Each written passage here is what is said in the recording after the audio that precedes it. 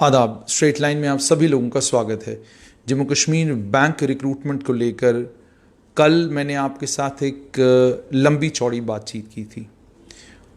उस रिक्रूटमेंट के मामले में भारतीय जनता पार्टी के प्रदेश अध्यक्ष रविंद्र रैना ने बड़ा इंपॉर्टेंट रोल प्ले किया।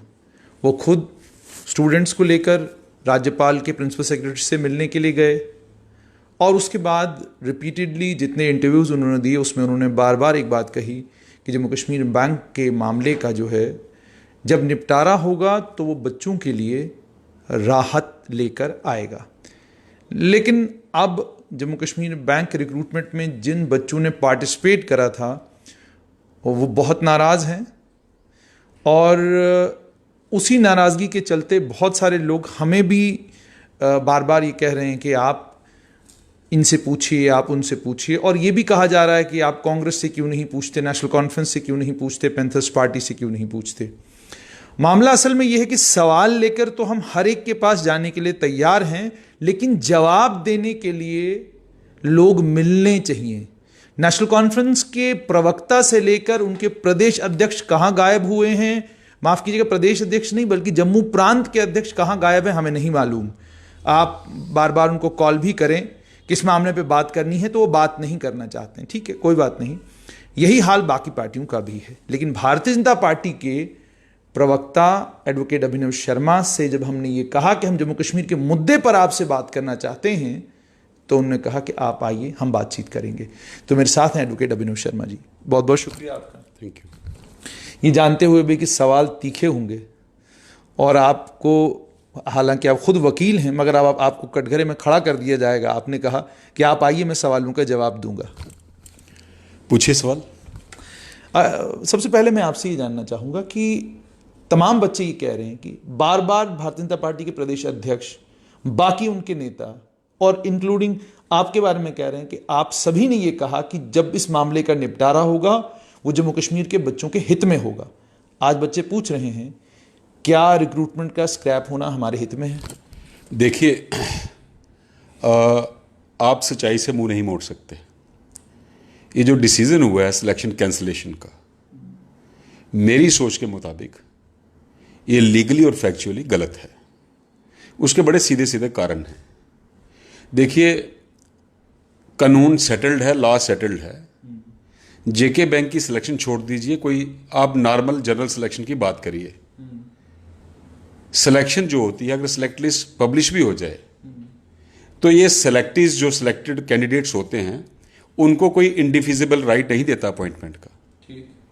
जो अपॉइंटिंग अथॉरिटी होती है वो डिसएग्री कर सकती है सिलेक्शन से और वो कह सकती है कि हम ये सिलेक्शन नहीं मानते, हम अपॉइंट नहीं करेंगे। लेकिन उसके लिए उनको जस्टिफाइड और वैलिड रीजंस देने पड़ते हैं कि क्या कारण है कि हम सिलेक्ट लिस्ट को ऑपरेट नहीं करेंगे। कारण ए बी सी डी हो सकते हैं। पहला कारण ये हो सकता है कि जब एडवर्टीजमेंट निकली हो तो वैकेंसीज हों, लेकिन सिलेक्शन प्रोसेस में टाइम लग जाए और अपॉइंटमेंट के टाइम वैकेंसीज कम हो जाएं या खत्म हो गई हों। ठीक, तो आप कह सकते हो कि इस सिलेक्शन की हमें जरूरत नहीं है। That becomes a valid reason and justified reason, legally sustainable reason. दूसरा, आप ये कह सकते हो कि सिलेक्शन में कोई गड़बड़ी हुई है, लेकिन आपको कुछ कहना पड़ेगा। इस सिलेक्शन पे अभी तक पब्लिक डोमेन में ये नहीं आया कि रीजन क्या है सिलेक्शन कैंसिलेशन का। अगर रीजन जो है वो पब्लिक डोमेन में आ जाए तो हो सकता है जो कैंडिडेट्स हैं, जो एस्पिरेंट्स हैं, जो अपीयर हुए हैं एग्जाम में, चाहे वो बैंकिंग एसोसिएट का एग्जाम हो चाहे वो प्रोबेशनरी ऑफिसर का हो सकता है वो उस रीजन से वो भी सेटिस्फाई हो जाए। लेकिन सबसे बड़ी दुविधा यह है रीजन बाहर नहीं आ रहे। लेकिन जो मुझे लगता है ये गड़बड़ी स्टार्ट हुई जब परवेज अहमद के दौरान, जब वो चेयरमैन थे जे&के बैंक के, उन्होंने प्रोबेशनरी ऑफिसर्स का प्रीलिम का जो रिजल्ट है वो डिस्ट्रिक्ट वाइज निकाला।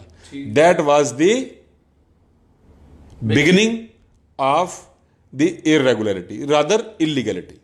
देखिए, मेरी बात सुनिए, मैंने बार बार आपको कहा, बच्चों को भी कहा कि जे&के बैंक में क्लर्क से लेके टॉप पोस्ट जो है ये सब स्टेट लेवल, नेशनल लेवल की, स्टेट लेवल की नहीं है। क्लरिकल जो एम्प्लॉई है he can be posted in Pune, Maharashtra, Delhi, Chandigarh, Tamil Nadu, anywhere, right. ना ही जेके बैंक के सर्विस रूल या बाई लॉज में ये लिखा गया है कि किस पे स्केल की पोस्ट जो है वो डिस्ट्रिक्ट वाइज डिस्ट्रिक्ट कार्डर पोस्ट है, किस पे स्केल की स्टेट कार्डर पोस्ट है, किस पे स्केल की नेशनल कार्डर की पोस्ट है। तो जब आपने एडवर्टीजमेंट निकाली उसमें आपने परमानेंट रेजिडेंट से एप्लीकेशंस इनवाइट की। एडवर्टीजमेंट में आपने कहीं नहीं लिखा कि ये डिस्ट्रिक्ट कार्डर पोस्ट है। बच्चों ने फॉर्म फिल किए, आपने एग्जाम कंडक्ट करवाया एक पर्टिकुलर एजेंसी से जो बड़ी एक रेप्यूटेड एजेंसी है, और जब आपने एग्जाम कंडक्ट करवाया प्रोबेशनरी ऑफिसर का प्रिलिमिनरी, और आपने रिजल्ट अपनी मर्जी से डिस्ट्रिक्ट वाइज निकाल दिया, हुआ क्या कॉन्सिक्वेंसेस, रिजल्ट क्या हुआ कि कई डिस्ट्रिक्ट्स का पर्टिकुलरली जम्मू डिवीजन में मेरिट ज्यादा और कई डिस्ट्रिक्ट्स का पर्टिकुलरली कश्मीर रीजन में मेरिट कम। तो ये कंट्रोवर्सी स्टार्ट हो गई।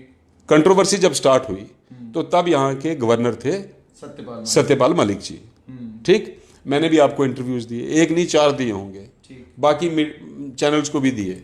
मैंने खुद कहा कि ये रिजल्ट जो है ये लीगली अनसस्टेनेबल है। लेकिन क्या कारण बने, क्या मजबूरियां रही कि उस प्रीलिम के रिजल्ट को मॉडिफाई किया गया, रिवाइज रिजल्ट निकाला गया। शायद वो पब्लिश हुआ कि नहीं हुआ, पब्लिक डोमेन में आया कि नहीं आया, लेकिन एक यूनिफॉर्म क्राइटेरिया मेरिट अडॉप्ट किया गया। पहले जम्मू के कुछ डिस्ट्रिक्ट्स का मेरिट शायद 50 था, कश्मीर के कुछ डिस्ट्रिक्ट्स का 40 था, फिर सबका 40 के 45 कितना किया। ये किस ग्राउंड पे किया, क्या इसका बेसिस था?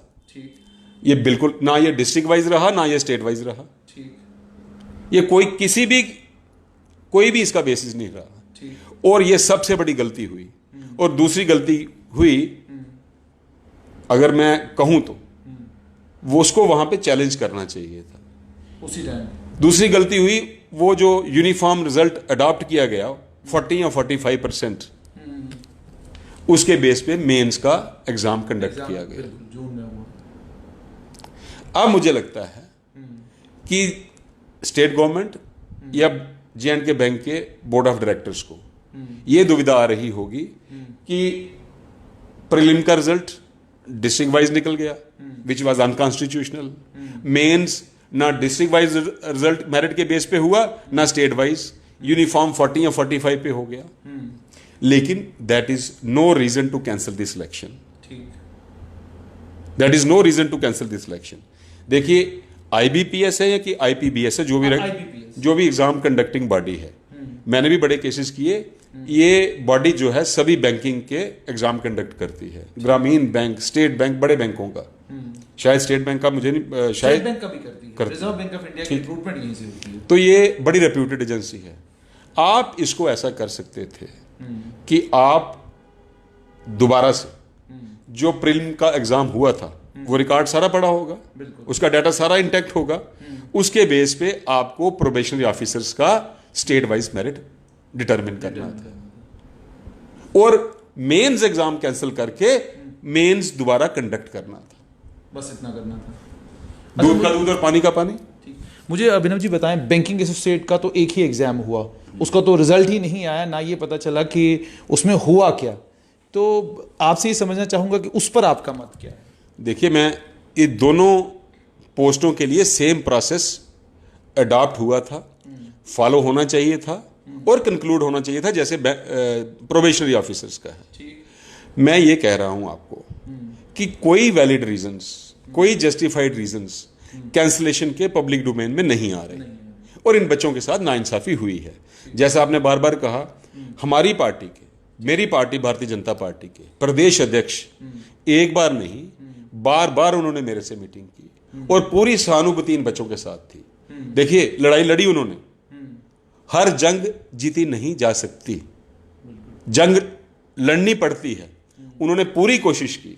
मैं भी बच्चों के साथ गया, बच्चों को पता है मैं कहां कहां गया हूं इनके साथ। मेरे पास बच्चे आए, मैं इनके साथ सेक्रेटरीट गया, कई अथॉरिटीज को मिला और हमारे जाने के कारण ये प्रोसेस रुका भी, लेकिन बड़ी जल्दी इसको कैंसिल किया गया, लेकिन कैंसिलेशन के कारण जो हैं वो पब्लिक डोमेन में नहीं आना एक सोचने का विषय है। अभिनव जी, जैसे आपने कहा कैंसिलेशन के कारण पब्लिक डोमेन में ना आना एक सोचने का विषय है, क्या आपकी बातों से मैं ये मान लूं कि भारतीय जनता पार्टी के प्रवक्ता ये कह रहे हैं कि आज के दिन जब सरकार ने ये फैसला किया है कि ये सारा रिक्रूटमेंट का प्रोसेस जो वो कैंसिल किया जा रहा है, आज भी आप बच्चों के साथ खड़े हैं, और अब इसके बाद क्या कोई लीगल रिकोर्स होगा? क्या आप उसमें पार्टिसिपेट करेंगे? क्या आपने ऑलरेडी कोर्ट को अप्रोच किया है? देखिए, ऐसा है, भारतीय जनता पार्टी शुरू से इन बच्चों के साथ खड़ी थी, खड़ी है, खड़ी रहेगी। राइट? मैंने आपको कहा पूरी लड़ाई लड़ी, हर लेवल पे लड़ी। इस टाइम कोई पॉलिटिकल गवर्नमेंट नहीं है, यूनियन टेरिटरी है, लेफ्टिनेंट गवर्नर हैं, यूटी को एडमिनिस्टर करती है होम मिनिस्ट्री। ठीक? आप मुझे ये बताइए, बार बार लोग कहते हैं आपकी सरकार है, आपके गवर्नर हैं। मुझे थोड़ा सा अफसोस होता है लोगों की बातें सुन के, वो कई बार अपने मीडिया के भाइयों का भी। देखिए, गवर्नर जो है कॉन्स्टिट्यूशनल पोस्ट होती है, गवर्नर किसी पार्टी से बिलोंग नहीं करते, इवन कि लेफ्टिनेंट गवर्नर भी नहीं करते। एक इंप्रेशन जाता है कि सेंटर में बीजेपी की सरकार है तो इसलिए लेफ्टिनेंट गवर्नर भी बीजेपी का होगा। ये बिल्कुल गलत सोच है। लेफ्टिनेंट गवर्नर या गवर्नर किसी पॉलिटिकल पार्टी को बिलोंग नहीं करते, हम जितना मर्जी बोलते रहें। और खासकर ये तो एक एडमिनिस्ट्रेटिव ऑफिसर हैं, और पर्टिकुलरली जब एक यूटी का लेफ्टिनेंट गवर्नर हो। ठीक? तो ये कहना कि भारतीय जनता पार्टी की सरकार है और भारतीय जनता पार्टी अपनी सरकार के खिलाफ बोल रही है, बिल्कुल गलत है। मुझे ये नहीं पता पहले डिसीजन किस लेवल पे लिया गया है। अभी आपने पीछे सत्यपाल मलिक का वो लिंक जो है वो वायरल हुआ, वो किसी ब्यूरोक्रेसी की बात करते हैं। कौन से ब्यूरोक्रेट्स ने ये डिसीजन लिया मुझे नहीं पता। ठीक? तो ये कहना बिल्कुल ठीक है कि भारतीय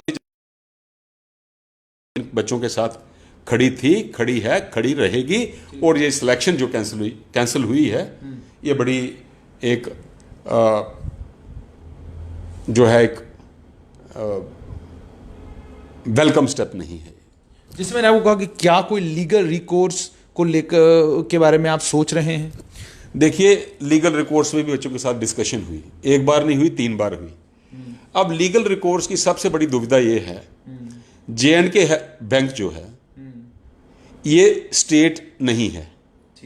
हाई कोर्ट में रिट होती है गवर्नमेंट के खिलाफ, स्टेट के खिलाफ, किसी स्टैट्यूटरी बॉडी के खिलाफ या किसी अथॉरिटी के खिलाफ जो public function discharge, public duties discharge करती हो। जरूरी नहीं है वो सरकारी महकमा या डिपार्टमेंट ही हो जिसके खिलाफ रिट लाई करती हो, लेकिन अगर कोई अथॉरिटी है, प्राइवेट एंटिटी भी है, अगर वो पब्लिक ड्यूटीज डिस्चार्ज करती है तो उसके खिलाफ हाई कोर्ट में रिट हो सकती है। लेकिन हमारे हाई कोर्ट की एक फुल बेंच की जजमेंट है फिरदौस अहमद टैंकी वर्सेस जे&के बैंक, जिसमें उन्होंने कहा है जी जे&के बैंक जो है वो पब्लिक ड्यूटीज डिस्चार्ज नहीं करता। 3 जजों का फैसला है। मेजॉरिटी ओपिनियन ये है कि ये स्टेट नहीं है, इसके खिलाफ रिट नहीं लाई करती, चूंकि जे&के बैंक पब्लिक ड्यूटीज डिस्चार्ज नहीं करता। ये यूनियन टेरिटरी बनने के बाद भी स्थिति वैसी की वैसी ही है? बिल्कुल वैसी है। लेकिन सत्यपाल मलिक जी के दौरान जब वो गवर्नर थे, जे&के बैंक को आरटीआई एक्ट के परव्यू में लाया गया। लेकिन आरटीआई के एक्ट के परव्यू में लाने का मतलब ये नहीं है कि ये स्टेट हो गई। ये अथॉरिटी है for the purpose of right to information act, for providing information under right to information act. बस राइट। अब अगर ये सिलेक्शन चैलेंज करनी है तो इसके लीगली 2 ऑप्शंस इसके अवेलेबल हैं। एक तो वो फुल बेंच की जजमेंट जो है उसको रिव्यू करवाया जाए। ठीक, मतलब ये लंबा प्रोसेस है। रिव्यू करवाया जाए, फुल बेंच उसको दोबारा रिव्यू करे, या एक लार्जर बेंच बने, या सुप्रीम कोर्ट उसको अनसेटल करे कि ये जजमेंट गलत है। दूसरा, या एक सिविल सूट फाइल किया जाए सिविल कोर्ट में। और सिविल सूट जो होते हैं ये लेंथी प्रोसीजर इनका होता है, टाइम लगता है, लेकिन ऐसा नहीं है उसमें रिजल्ट नहीं निकलते, रिजल्ट निकलते हैं। अभी मेरे छोटे भाई हैं अंकुर शर्मा जी, जिस दिन उन्होंने ट्वीट किया उससे पहले उनका फ़ोन आया था मुझे कि बच्चे कुछ उनके पास भी गए हैं। तो मैंने उनको ये डिस्कस किया था उनके साथ कि इसके लीगल रिकोर्सेज ये हैं, और बच्चों से भी डिस्कशन हुई थी। तो अगर बच्चे फील करते हैं कि वो वाकई अग्रीव्ड हैं, they can go to the court, either in the high court. और जो ये सिविल कोर्ट आप कह रहे हैं, ये हाई कोर्ट में जा सकती हैं? सेशन सिविल कोर्ट जो है वो मुंसिफ कोर्ट से स्टार्ट होती है और डिस्ट्रिक्ट कोर्ट तक जाती है। तो आपको सबसे पहले मुंसिफ कोर्ट में नहीं, जरूरी नहीं है। इसकी हम वैल्यूएशन जो होती है, ज्यूरिसडिक्शन होती है, पिक्यूनियरी ज्यूरिसडिक्शन। मुंसिफ कोर्ट की एक लेवल की होती है, सब जज की उससे ऊपर होती है, डिस्ट्रिक्ट। इसकी अगर हम पिक्यूनियर ज्यूरिसडिक्शन डिस्ट्रिक्ट जज की कोर्ट की ले आए तो हम डिस्ट्रिक्ट जज की कोर्ट में सूट फाइल कर सकते हैं, और हाई कोर्ट में भी जा सकते हैं विद द प्रेयर कि उस जजमेंट को रिव्यू किया जाए। लेकिन आप जहां जजमेंट को रिव्यू करने की बात कर रहे हैं, तो जजमेंट को रिव्यू करना मुझे लगता है कि लंबा प्रोसेस है। इसमें ये सारा रिक्रूटमेंट का प्रोसेस फिर लगभग 2-3-4 साल तो आगे निकल जाएगा। देखिए, लीगल प्रोसेस इंडिया में बाय एंड लार्ज, चाहे वो सिविल हो चाहे वो रिट ज्यूरिसडिक्शन हो, थोड़ा टाइम कंज्यूमिंग है। उसके कारण है जजेस, ऑनरेबल जजेस की कमी, कम्बरसम प्रोसीजरल रेंगल्स, जो प्रोसीजर लॉ में प्रोवाइड किए गए हैं वो फॉलो करने पड़ते हैं। लेकिन ऐसा नहीं है, अगर इसको एक्सपीडिशियसली फॉलो किया जाए, चूंकि बड़ा इंपॉर्टेंट इशू है, तो जल्दी भी फैसला हो सकता है। लेकिन ऑलरेडी अक्टूबर 2018 में ये सिलसिला चल रहा है, अक्टूबर 2020 होने वाली है। तो अभिनव जी, आपको क्या लगता है? एक तो वकील के तौर पे आपने तमाम बातें करी, लेकिन एक आम जम्मू कश्मीर का शहरी होने के नाते आप इन बच्चों को क्या एडवाइस अब देना चाहेंगे, जो आपको लगता है कि लीगल रिकोर्स को ध्यान में रखते हुए, जैसे आपने साफ शब्दों में कह दिया कि ये जो किया गया है ये वो गलत है, इन तमाम चीज़ों को ध्यान में रखते हुए बच्चों के लिए आपकी क्या एडवाइस रहेगी? उससे पहले मैं एक चीज़ आपके जहन में लाऊंगा। जो सत्यपाल मलिक जी का जो लिंक जो है वायरल हुआ है, जिसमें जो मैंने भी सुना, जिसमें वो कह रहे हैं कि जम्मू के बच्चे ज़्यादा सिलेक्ट हुए थे, मुझे लगता है या तो ये लिंक पूरा नहीं है, और अगर पूरा है तो उन्होंने गलत कहा है। गलत क्यों कहा है? सिलेक्शन कब होती है? जब फाइनल सिलेक्ट लिस्ट इशू होती है। अभी लिस्टिंग इशू हुई थी। सत्यपाल मलिक जी बात कर रहे हैं प्रिलिमिनरी एग्जामिनेशन के रिजल्ट की। Preliminary result is not a selection. तो ये कहना कि जम्मू के बच्चे सिलेक्ट ज्यादा हुए थे, ये गलत है। हां, जम्मू के बच्चे प्रिलिमिनरी रिजल्ट में ज्यादा शॉर्टलिस्ट होते, क्योंकि जम्मू के बच्चों का, जम्मू के कुछ डिस्ट्रिक्ट्स का मेरिट ज्यादा था। बिल्कुल, ये बात सही है। तो ये सत्यपाल मलिक जी का कहना कि जम्मू के बच्चे ज्यादा सिलेक्ट हुए थे, ये गलत है। मैं लीगली बात कर रहा हूं। हाँ, जम्मू के बच्चे शॉर्ट लिस्टिंग में मेंस के एग्जामिनेशन के लिए ज्यादा क्वालिफाई कर रहे थे। और मैं एक और बात कहूं, अगर सत्यपाल मलिक जी ये कह रहे हैं कि ब्यूरोक्रेसी ने ये कर दिया, वो कर दिया, तो सत्यपाल मलिक जी गवर्नर थे। अक्टूबर 2018 से लेकर अक्टूबर 31 गवर्नर थे स्टेट के, यूटी के नहीं, लेफ्टिनेंट गवर्नर नहीं, फुल फ्लेज गवर्नर थे, जिनके ऊपर कोई शटर्स नहीं थे। With one stroke of pen he could have taken a decision, और उन्होंने नहीं लिया 31 अक्टूबर 2000। ये सबसे बड़ी गलती उन्हीं की है, जो उन्होंने इतना टाइम लगाया परवेज अहमद के फैसले को रिवर्स करने में। जब किसी चीज में वक्त ज्यादा लगता है तो चीजें खराब होना शुरू हो जाती हैं। तो ये उसी टाइम जब प्रिलिमिनरी का रिजल्ट डिस्ट्रिक्ट वाइज निकला था, उसी को अनडू करना चाहिए था। आज ये कंट्रोवर्सी इस लेवल तक नहीं पहुंचती और इन बच्चों के साथ इंसाफ होता। उन्होंने जिस तरीके से बयान दिया, उनके बयान से ऐसा लग रहा है कि 31 अक्टूबर 2019 तक, मुझे अच्छी से याद है, 22 अक्टूबर 2019 एक खबर चली थी अलग अलग अखबारों में, टाइम्स ऑफ इंडिया में भी आई थी कि सत्यपाल मलिक को जम्मू कश्मीर का पहला लेफ्टिनेंट गवर्नर बनाया जाएगा और वो कंटिन्यू करेंगे। लेकिन मुझे लगता है बाद में चूंकि उन्हें गोवा भेजा गया। आप एक राजनीतिक के तौर पर क्या आपको लगता है कि कोई मलाल है थोड़ा सा उनको कि यार मुझे वहाँ भेज दिया गया, यहीं रखा होता? देखिए, इस पे मुझे कोई ज़्यादा इल्म या नॉलेज नहीं है। ये नहीं, लेकिन इस समय जब जम्मू कश्मीर को हमदर्दों की ज़रूरत है कि यहाँ किसी किस्म का कोई उत्पात न मचे, किसी किस्म का कोई हंगामा न हो, बच्चे सड़कों पे न आए, कोरोना की परेशानी है, बच्चे और ज़्यादा परेशान न हो, और ऑलरेडी हम आतंकवाद और अलगाववाद से कश्मीर में लड़ाई लड़ रहे हैं, इस वक्त तो हमदर्दों की ज़रूरत है। और इस समय इस तरह की बातें करके आपको नहीं लगता कि माहौल ख़राब करने की कोशिश की जा रही है? देखिए, जम्मू कश्मीर का यूथ बाकी कंट्री के यूथ से स्लाइटली डिफरेंटली प्लेस्ड है, चूँकि यहाँ पे सोर्स ऑफ नॉलेज का लेवल वो नहीं है जो बाहर है, ये सच्चाई है। और दूसरा, मैंने पहले भी कहा, सिक्योरिटी रीजंस की वजह से 4G रेस्टोर नहीं हो रहा, वो भी एक कारण है। तो सहानुभूति की ज़रूरत है बच्चों के साथ, बिल्कुल है। और एक बात मैं और कहूँ आपको कि वैसे भी अगर नई सिलेक्शन होती है, जहाँ तक मेरी समझ है कानूनी तौर पे, क्योंकि ये वैकेंसीज 2018 में एडवर्टाइज हुई थी, इन वैकेंसीज के अगेंस्ट सिर्फ उन बच्चों का सिलेक्शन का राइट है जो बच्चे उस टाइम एलिजिबल थे, क्वालिफिकेशन वाइज, एज वाइज। ठीक, जो बच्चे उस टाइम एलिजिबल नहीं थे, चाहे वो अंडर एज थे या जिनके पास एलिजिबिलिटी नहीं थी, जिन्होंने बाद में एक्वायर की, वो बच्चे उन पोस्टों के लिए एलिजिबल अब भी नहीं है। ये कानूनी बात कर रहा हूं मैं। तो ये कहना कि अगर ये सिलेक्शन होती भी है, फ्रेश सिलेक्शन, इसमें लिटिगेशन हो जानी है, इसमें लिटिगेशन होनी है, और ये कंट्रोवर्सी दूर तक जानी है। अच्छा अभिनव जी, एक और मसला है, वो आपसे ज़्यादा समझने की कोशिश करूंगा।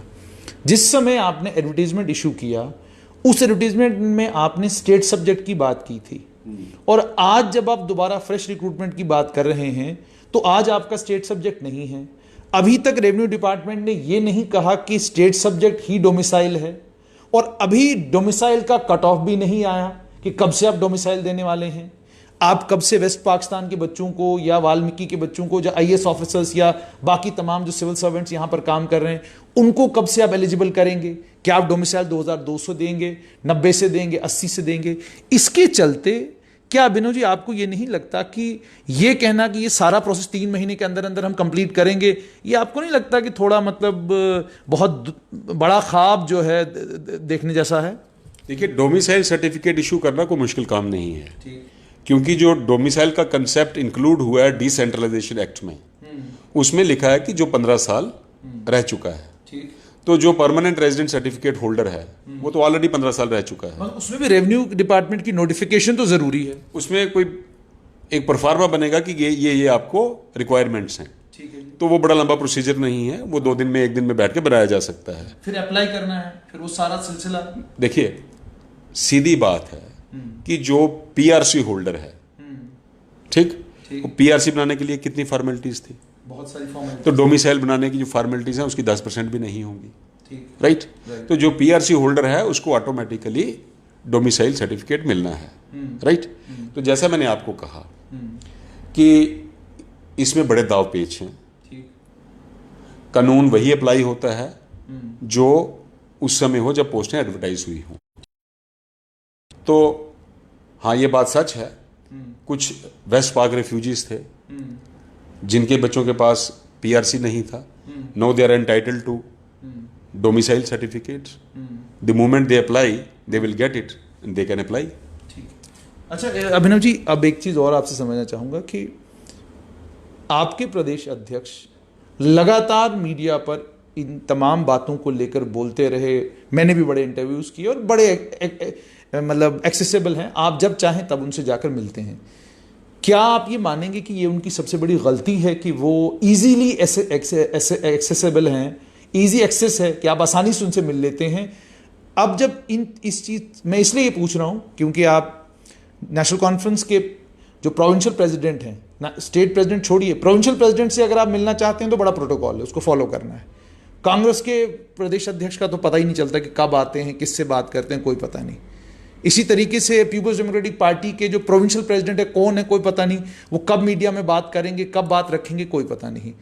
क्या ये जो इजी एक्सेस है और एकदम लोगों से मिलना, बच्चों के साथ जाकर एकदम जुड़ जाना और उनके साथ चल पड़ना, क्या आपको नहीं लगता कि राजनीतिक तौर पर ये गलती हुई उनसे, जिसके कारण आज बच्चे जो हैं बहुत सारे सवाल उनसे पूछ रहे हैं? देखिए, कोई गलती उन्होंने नहीं की।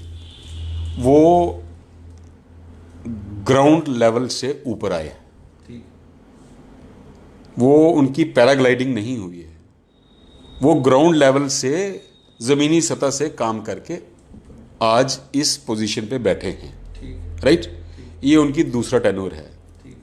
तो जब एक लीडर, मास लीडर हो, जो ग्राउंड लेवल से उठा हो, तो उसका जनता के साथ टच होता है। जनता कहती है, जनता की डिमांड होती है कि लीडर वो होता है जो इजीली एक्सेसिबल हो। क्या ऐसा प्रदेश अध्यक्ष इससे पहले आपने कोई देखा है? क्योंकि आप भी जम्मू की सिविल सोसाइटी में चलते फिरते रहे हैं, किसी प्रदेश अध्यक्ष आपको याद हो जो इस तरीके से, जिसका बच्चों के साथ संवाद हो, आम आदमियों के साथ संवाद हो, मीडिया के साथ जिस प्रदेश अध्यक्ष का इस प्रकार का संवाद रहा हो, कोई याद है आपको? देखिए, हर इंसान का काम करने का अपना तरीका होता है। यहां तक मैं अपने प्रदेश अध्यक्ष को जानता हूं, यकीन करें, एक एक इश्यूज पे इनको नॉलेज होती है, एक एक इशू के बारे में ये ध्यान देते हैं, और जहां जहां लोगों के साथ नाइंसाफी होती है, परेशान होते हैं, टोल प्लाजा पे, डोमिसाइल पे, J&K बैंक प्रोबेशनरी ऑफिसर्स या बैंकिंग एसोसिएट्स एस्पिरेंट्स के बारे में हर इशू पे सीरियस होते हैं। और इसलिए जब इंसान सच्चाई से, ईमानदारी से काम करता है, ईमानदारी से काम करता है, तो जनता उसको मिलने जाती है, तो उसको जनता को सुनना पड़ता है, राइट। अब कांग्रेस वाले या पीडीपी वाले या नेशनल कॉन्फ्रेंस वाले, उनका काम करने का तरीका उस पर मैं चर्चा कर नहीं सकता, लेकिन ये मैं कहूँ, भारतीय जनता पार्टी के लीडर्स जो हैं ये ज़मीनी सतह पे काम करते हैं, बाकी हर लीडर का काम करने का अपना तरीका होता है। बहुत बहुत शुक्रिया। तो ये थे एडवोकेट अभिनव शर्मा, भारतीय जनता पार्टी के प्रवक्ता। साफ तौर पे आपने सुन लिया, इनसे बच्चों के साथ खड़े हैं। यही बात कही थी भारतीय जनता पार्टी के उपाध्यक्ष श्यामलाल शर्मा ने कल। उन्होंने कहा हम बच्चों के साथ खड़े हैं और अगर बच्चे कोई लीगल रिकोर्स लेंगे हम उनके साथ खड़े रहेंगे। और यही बात की थी एडवोकेट सुनील सेठी, जो भारतीय जनता पार्टी के मुख्य प्रवक्ता हैं। उन्होंने भी यही कहा था कि बच्चों के पास एक लीगल रिकोर्स है, अगर वो लेते हैं तो पार्टी उनके साथ खड़ी रहेगी। तो साफ तौर पर मत यही है कि जम्मू कश्मीर बैंक रिक्रूटमेंट का ये मामला इतना सीधा नहीं है, इसमें अभी भी बहुत सारे पेच हैं, बहुत सारी उलझने हैं, जिन उलझनों को सुलझाना आसान बात नहीं है। जो आपने सुना ऑलरेडी एडवोकेट अभिनव शर्मा ने कह दिया है। क्या कुछ होगा जम्मू कश्मीर बैंक की रिक्रूटमेंट में आगे, वो तमाम बातें आप तक पहुंचाएंगे। मगर जाते जाते ये बात जरूर आप तक पहुंचाऊं कि तमाम पॉलिटिकल पार्टीज के प्रदेश अध्यक्षों की अगर बात की जाए, प्रदेश अध्यक्ष छोड़िए, प्रोविंशियल प्रेसिडेंटों की अगर बात की जाए, तो एक्सेस रूट उनका बहुत मुश्किल है। आप आसानी से उन अध्यक्षों तक नहीं पहुंच सकते। आपकी नाराजगी की आप फलां पार्टी के अध्यक्ष से बात नहीं कर रहे, फलां पार्टी के अध्यक्ष से बात नहीं कर रहे, हम बात हर एक से करना चाहते हैं, लेकिन वो मिलें तो सही। अब जो बाथरूम में पिछले कम से कम 2-4-5 महीनों से हैं, मैं कहां से उनको लाऊं और कहां से उनके साथ बातचीत करूं और कहां से आप तक पहुंचाऊं कि वो जम्मू कश्मीर बैंक पर क्या कहना चाहते हैं। दीजिए इजाजत, फिर हाजिर होगा किसी ऐसी हस्ती के साथ। आदाब।